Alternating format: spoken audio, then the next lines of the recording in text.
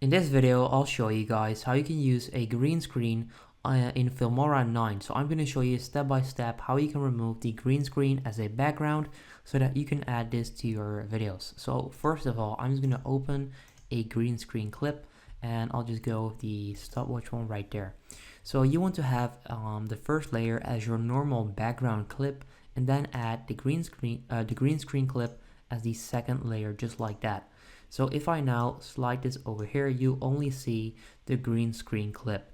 Now all you need to do to get rid of that and remove the green background is select the green screen clip and then right click, and right there you'll find green screen.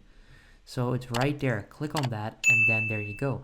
That's how you can do this. It's one of the easiest ways to do this, and if I now play this, you'll see that the green screen effect definitely worked. Now you can also customize that right here, so you can play around with the offset, the tolerance, the thickness, the feather, so you can do all of that if you want to, but I'll leave that up to you guys. I want to keep this short.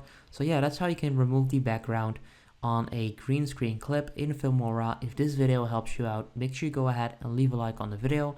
I would appreciate that, and then I'll see you in the next one. Have a good day.